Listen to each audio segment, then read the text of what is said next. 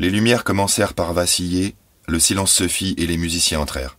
Un vieux monsieur et une dame beaucoup plus jeune.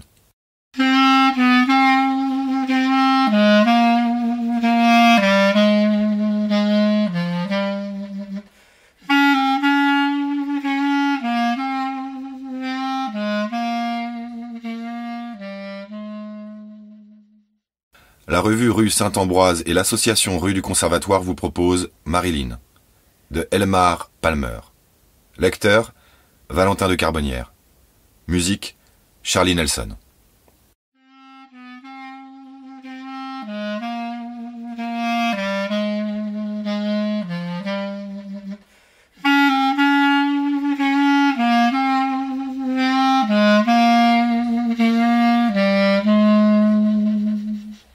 Le lendemain, j'annulai ma dernière nuit à l'auberge et je filai rue à Santa Catarina. Décathlon, sac de couchage Trek 500 et tente Quechua Easy Joy Plus. J'allais direct de l'autre côté, je traversais le Douro, je longeais la falaise en remontant la passerelle des pêcheurs, je déboulais sur une zone en travaux et enfin, je la retrouvais. La plage où tout avait commencé. J'étais revenu à Porto pour retrouver une sensation. J'avais couru après un souvenir.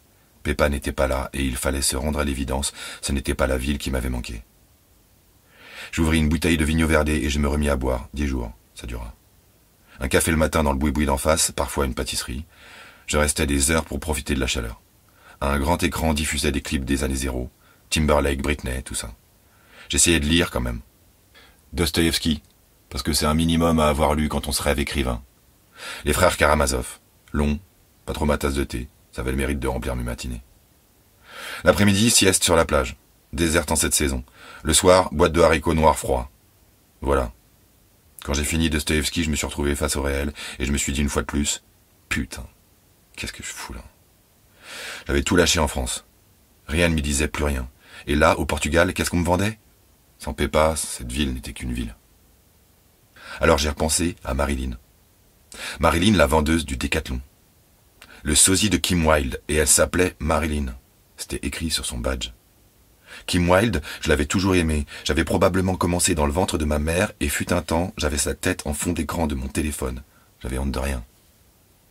Je ne suis pas passé prendre mon café ce jour-là. Je suis resté allongé sur le sable dans mon Trek 500 et je me suis refait l'album Another Step, 1986, avant de réécouter Les Nuits sans Kim Wilde de Laurent Voulzy. À m'en faire chialer les tympans. Il fallait que je me décide à retraverser. Je me suis trouvé un autre hostel, le Happy Few. Le gérant Paolo ne savait parler que de cul. Il suffisait de rire à ses blagues pour se le mettre dans la poche. Il m'a confié la charge du petit déjeuner, en binôme avec Dimitri, un vagabond de mon âge. Très vite, j'ai pris le pli. Levé 7 heures, déballage de pain de mie et d'autres merdes industrielles, comatage devant le PC, quelques bonjours, des barres de rire avec Dim, un sacré loulou, un mystique exalté comme pas deux, le fils caché de JCVD et de JC tout court. Et l'après-midi, sieste et Tinder et arpentage de quartiers aléatoires. Tout. J'aurais tout fait pour la revoir. J'étais retourné au Décathlon. Je m'étais fait passer pour un technicien cycle auprès d'un certain Joao Bentley, un responsable plus américain que portugais, ça tombait bien, je ne parlais que 3 mots de cette langue. Il a vite compris que je me foutais de sa gueule, et quand j'ai avoué que j'étais là pour Marilyn, d'un geste, il m'a fait « Get a life, punk ». J'avais continué à chercher. Ailleurs. Elle avait des ongles dépareillés, 2 x 4 rouge sang et une paire d'argentés pailletés. Ça m'avait de suite frappé quand elle m'avait tendu le ticket de caisse. C'était donc des ongles que je pistais quand je rôdais autour de l'université. Ou des terrasses de ci, de là. Chaque jour un peu plus loin. Jusqu'à finir dans les quartiers des pêcheurs de l'Exo-S. Ou dans des rues banales du nord de Gaïa. En somme, je découvrais la ville à ma façon. Rien d'anormal en apparence. On était devenus copains comme cochons. Dim et moi. À force de traîner toujours plus loin en quête d'un uniforme bleu et blanc et de doigts décorés, j'avais fini par découvrir la marina et je m'étais dit au pire, si ça marche pas, je me casse aux Caraïbes. C'était un vieux rêve. J'en avais parlé à Dim. Dans mon dos, il y était allé, il avait fait connaissance avec des types et un soir était rentré de sa promenade, sourire aux lèvres, et m'avait dit « C'est bon mec, on part dans 1 semaine. » J'ai paniqué. Et Paolo? Et ça ne tenait qu'à lui, il partirait aussi. Mais t'inquiète, j'ai tout arrangé. C'est un gars qui fait un convoyage, il nous dépose aux Canaries. Typiquement lui. Fallait pas lui donner d'idée, il était toujours capable d'aller au bout. J'ai mis les bouchées doubles. Décathlon 3 heures par jour, et quand j'entendais venir le Joao Bentley, je courais dans une cabine pour enfiler un costume de snorkeling. Je ressortais avec un masque et un tuba, et je demandais au premier venu s'il pensait que c'était la bonne taille. Parfois, j'y allais en 2 sessions. Je rentrais me changer entre. Parfois, j'achetais des petites choses, des gourdes, des bonnets, des pastilles d'iode, des chaufferettes, de la crème pour les pieds, tout pour avoir l'air d'un client lambda. En vain. Le dernier soir avant de partir, Paolo nous avait invités chez un ami propriétaire de cave côté Gaïa. Il nous ferait la visite gratuite et ça devait se terminer par un concert de fado en compagnie d'autres touristes. Les lumières commencèrent par vaciller. Le silence se fit et les musiciens entrèrent. Un vieux monsieur et une dame beaucoup plus jeune. Le monsieur à la guitare ovale et bizarre, la dame à la coiffure baroque. Un projecteur s'est penché sur leur cas. Couverte de froufrou, la dame entama une litanie dantesque. Je verse une larme pour Porto et toutes les maîtresses que je n'y aurais jamais trouvées.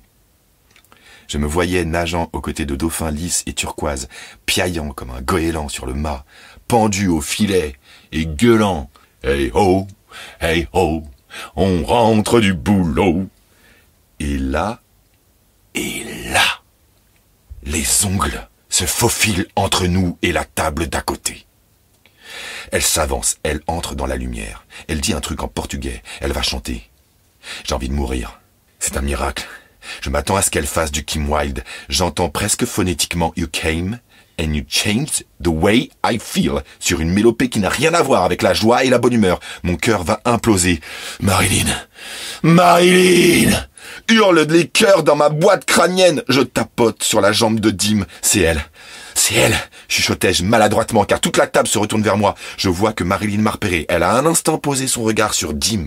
C'est pas lui, c'est moi que j'ai envie de unir. Soudain, je repense à mes champignons.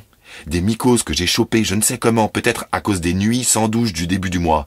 Je me souviens que je suis allé à la pharmacie, que j'ai dit « I need something for my fungus », qu'on m'a fait répéter plus fort « I need something for my fungus », qu'on n'a pas compris, que fungus n'était pas le terme approprié, que j'ai fini par dire « I have mushrooms here » en pointant mon entrejambe du doigt.